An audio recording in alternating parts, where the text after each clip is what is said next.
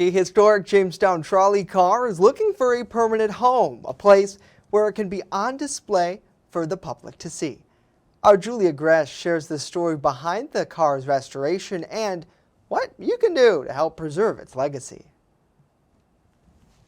Bob Johnston, founder of the Jamestown Trolley Car Restoration Project, began efforts to restore car number 93 in 1996 after he located and acquired the old trolley car. Went out Thumb Road up near DeWittville and walked down this hunting camp road, as I call it, because the trolley had originally been a cottage on the lake once the trolley line went out of business, and it had become now a hunting camp. The person purchased the car from the cottage place and dragged it out into the woods where a bunch of his buddies would get together and go out hunting, play cards all night. Johnston, along with a few others, took on the momentous task of removing the trolley from the woods and bringing it back to Jamestown, 70 years after the city first purchased it. The trolley was then located at the old bus garage until it was moved in 2013 to the Gateway train station where restoration began. I take some credit, but not very much of it. Jim Michener was the main craftsman. I mean, he had worked in construction and he was very good with wood.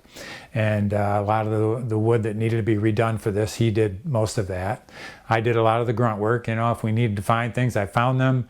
If we needed to help clean them up and do things. With the help of an endowment fund that has reached $18,000 after decades of donations, the trolley has been almost fully restored. However, Johnston must now find a permanent home for the trolley so that its history can be shared with generations to come. So now we're in the process of trying to figure out how we're going to pay for building a new building to put the car in to save what is pretty much the last remaining streetcar trolley car in Chautauqua County that actually transported people around. And yeah, I always say, if these walls could talk, I mean, it's just amazing the number of people. This is a Swede Hill trolley, number 93, and it had to turn around up at Willard and Willow. Johnston hopes to be able to build a permanent home for the trolley, possibly at the Fenton History Center in Jamestown. Julia Gress, WNY News Now.